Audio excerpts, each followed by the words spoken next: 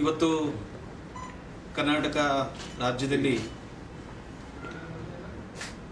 ಹಿಂದುಳಿದ ದಲಿತರ ಒಂದು ದೊಡ್ಡ ಶಕ್ತಿಯಾಗಿರುವಂಥ ಮಾಜಿ ಸಚಿವರಾಗಿರುವಂಥ KN ರಾಜಣ್ಣನವರನ್ನು ಸಚಿವ ಸಂಪುಟದಿಂದ ಕೈಬಿಟ್ಟಿರುವಂಥ ವಿಚಾರ ಇಡೀ ರಾಜ್ಯದ ಜನತೆಗೆ, ಶೋಷಿತರಿಗೆ, ಹಿಂದುಳಿದ ಸಮುದಾಯಗಳಿಗೆ, ದಲಿತ ಸಮುದಾಯಗಳಿಗೆ ಅತ್ಯಂತ ಆಘಾತಕಾರಿಯಾಗಿರುವಂಥ ವಿಚಾರ. ನಾವೆಲ್ಲರೂ ಕೂಡ ಹಿಂದುಳಿದ ದಲಿತ ಮಠಾಧೀಶರು ಅವರನ್ನು ಭೇಟಿ ಮಾಡಿ, ಅದು ಅವ್ರಿಗಾಗಿರುವಂಥ ನಷ್ಟ ಅಲ್ಲ, ಇದು ಇಡೀ ರಾಜ್ಯಕ್ಕೆ ಆಗಿರುವಂಥ ನಷ್ಟ ಅನ್ನುವಂಥದ್ದನ್ನು ನಾವು ಈಗಾಗಲೇ ಅವ್ರ ಜೊತೆಗೆ ಮಾತನಾಡಿ ನಾವೆಲ್ಲ ಮಠಾಧೀಶರು ಕೂಡ ಅವರ ಬೆಂಬಲಕ್ಕೆ ಬಂದಿರುವಂಥದ್ದು. ಕಾರಣ ಇಷ್ಟೇ, ಒಂದು ರಾಜ್ಯ ಸರ್ಕಾರದಲ್ಲಿ ಅತ್ಯಂತ ಹಿಂದುಳಿದಿರುವಂಥ ಸಮುದಾಯದ ಒಬ್ಬ ಮುಖಂಡ ರಾಜಕೀಯವಾಗಿ ಎತ್ತರಕ್ಕೆ ಬೆಳೆದಂಥ ಸಂದರ್ಭದಲ್ಲಿ ಅವರಿಗೆ ಅವಕಾಶನ ಕೊಡ್ಬೋದಿತ್ತು, ಕಾರಣ ಕೇಳಿ ಅವಕಾಶಗಳನ್ನ ಕೊಡ್ಬೋದಿತ್ತು. ಅದು ಯಾವುದನ್ನೂ ಮಾಡದೆ ಏಕಾಏಕಿ ಅವರನ್ನು ಸಚಿವ ಸಂಪುಟದಿಂದ ಕೈ ಬಿಟ್ಟದ್ದು ನಮ್ಮೆಲ್ಲ ಮಠಾಧೀಶರಿಗೆ ಮತ್ತು ಎಲ್ಲ ಸಮುದಾಯದ ಮುಖಂಡರುಗಳಿಗೆ, ಜನಸಾಮಾನ್ಯರಿಗೆ ಇದು ನೋವಾಗಿರುವಂಥದ್ದು. ಆಗಿರುವಂತಹ ನೋವನ್ನು ನಾವೆಲ್ಲರೂ ಕೂಡ ಸರಿ ಮಾಡಬೇಕು ಅನ್ನುವಂಥದ್ದು. ಒಬ್ಬ ರಾಜಣ್ಣ ಕೇವಲ ವಾಲ್ಮೀಕಿ ಸಮುದಾಯಕ್ಕೆ ಆಗಿದ್ದಾರೆ ಅನ್ನೋದಕ್ಕಿಂತ ಅವರು ಇಡೀ ದಲಿತ ಸಮುದಾಯದ ಒಬ್ಬ ರಾಜ್ಯ ಮಟ್ಟದ ಪ್ರತಿನಿಧಿಯಾಗಿ ಎಲ್ಲರ ಶಕ್ತಿಯಾಗಿ ಅವರು ಕೆಲಸ ಮಾಡ್ತಾ ಇರುವಂಥದ್ದು. ಅವರ ಕ್ಷೇತ್ರ, ಈ ಜಿಲ್ಲೆ, ಸಹಕಾರ ಕ್ಷೇತ್ರದಲ್ಲಿ ಮಾಡಿರುವಂಥ ಸಾಧನೆಗಳು ಅದೆಲ್ಲರಿಗೂ ಕೂಡ ಗೊತ್ತಿರುವಂಥ ವಿಚಾರ.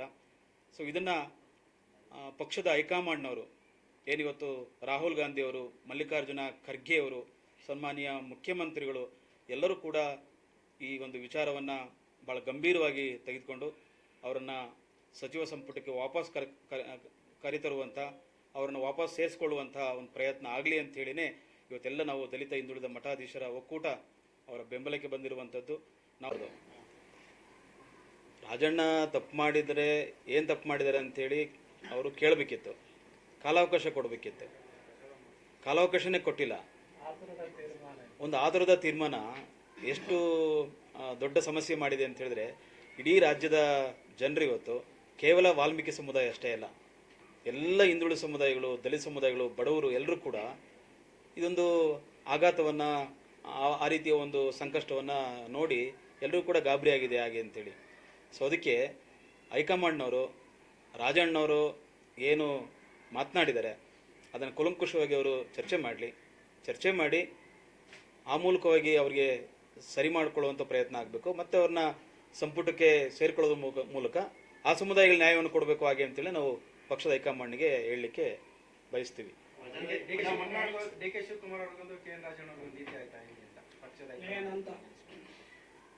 ನೋಡೋಣ, ಅದು ಮೇಲ್ನೋಟಕ್ಕೆ ಅವರಿಗೆ ರಿವೋಕ್ ಮಾಡದೇ ಇದ್ರೆ ಹಿಂದುಳಿದ ಮತ್ತು ದಲಿತ ವರ್ಗದ ಸಮುದಾಯದ ಮತಗಳು ಮುಂದಿನ ದಿನದಲ್ಲಿ ಅದು ಆಗ್ಬೋದು, ಗೊತ್ತಿಲ್ಲ. ಮತ್ತೆ ಅದು ಸಾಮಾನ್ಯವಾಗಿ ಆ ರೀತಿ ಜನ ಅದನ್ನು ಯೋಚನೆ ಮಾಡ್ತಾರೆ. ನಮ್ಮ ನಾಯಕನಿಗೆ ಅನ್ಯಾಯ ಆಯಿತು, ನಾವು ಯಾಕೆ ಪಕ್ಷ ಬೆಂಬಲಿಸಬಾರ್ದು ಅಂತೇಳಿ ಯೋಚನೆ ಮಾಡ್ತಾರೆ. ಆ ರೀತಿ ಆಗ್ಲೂಬಹುದು.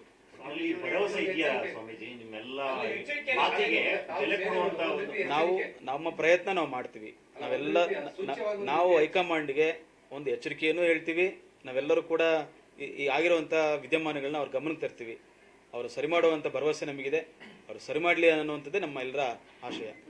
ಒಂದು ನಿಯೋಗ ಸದ್ಯದಲ್ಲೇ ನಾವು ರಾಷ್ಟ್ರೀಯ ಕಾಂಗ್ರೆಸ್ ಸಮಿತಿಯ ಅಧ್ಯಕ್ಷರನ್ನ ಮತ್ತು ರಾಹುಲ್ ಗಾಂಧಿಯವ್ರನ್ನ ಭೇಟಿ ಮಾಡಿ ಇಲ್ಲಿ ಆಗಿರುವಂಥ ಏನು ವಿಚಾರ ಏನಿದೆ ಅದನ್ನು ಅವ್ರ ಗಮನಕ್ಕೆ ತರಬೇಕು ಅನ್ನುವಂಥದ್ದು ನಮ್ಮೆಲ್ಲರ ಅಭಿಪ್ರಾಯ ಆಗಿದೆ. ಅದನ್ನು ಆದಷ್ಟು ಬೇಗ ನಾವು ಅದಕ್ಕೆ ಸಿದ್ಧತೆ ಮಾಡ್ಕೊಳ್ತೀವಿ ಅನ್ನುವಂಥದ್ದು. ಅನೇಕ ವಿಚಾರ ಅವರು ಏನೇ ಹೇಳಿಲ್ಲ. ಅವರು ನನಗೆ ನಾವು ಮಾಧ್ಯಮಗಳಲ್ಲೇ ನೋಡಿ ತಿಳ್ಕೊಂಡಿದ್ದೀವಿ ರಾಜಣ್ಣವರು ಏನು ಮಾತನಾಡಿದ್ದಾರೆ ಹಾಗೆ ಅಂತೇಳಿ. ರಾಜಣ್ಣವರ ಅಭಿಪ್ರಾಯನೂ ಕೂಡ ಹಾಗೇ ಇದೆ. ನಾನೊಬ್ಬ ಹಿಂದುಳಿದ ದಲಿತ ನಾಯಕನನ್ನು ರಾಜಕೀಯವಾಗಿ ತುಳಿಯುವಂಥ ಪ್ರಯತ್ನ ಆಗ್ತಾಯಿದೆ, ನಾನು ಮಾಡಿರುವಂಥ ತಪ್ಪಿಗೆ ಈ ರೀತಿಯ ಶಿಕ್ಷೆ ಆಗಬಾರ್ದಾಗಿತ್ತು ಅನ್ನುವಂಥ ಅವರ ಅಭಿಪ್ರಾಯ ಇದೆ ಅನ್ನುವಂಥದ್ದು. ಅದು ನಾವು ಕೂಡ ಎಲ್ಲೋ ಒಂದು ಕಡೆ ಹಾಗೆ ಯೋಚನೆ ಮಾಡ್ತಾ ಇದ್ದೀವಿ. ಹೌದು, ಒಬ್ಬ ಹಿಂದುಳಿದ ದಲಿತ ನಾಯಕನನ್ನು ಸಣ್ಣ ವಿಚಾರಕ್ಕೆ ಸಚಿವ ಸಂಪುಟದಲ್ಲೇ ಕೈ ಬಿಡುವಂಥ ಒಂದು ಕೃತ್ಯ ಏನು ಅವ್ರೇನು ಮಾಡಿಲ್ಲ. ಸೊ ಆ ಹಿನ್ನೆಲೆಯಲ್ಲಿ ಇದನ್ನು ನಾವು ಪಕ್ಷದ ವರಿಷ್ಠರಿಗೆ ಗಮನಕ್ಕೆ ತರಬೇಕಾಗಿದೆ ಅನ್ನುವಂಥದ್ದು. ಇದು ಒಂದು ಸಾಮಾಜಿಕ ಕಳಕಳಿ. ನಾವೆಲ್ಲ ಮಠಾಧೀಶರು ಕೂಡ ರಾಜಣ್ಣವರು ಬೇಕು ಅನ್ನುವಂಥದ್ದು.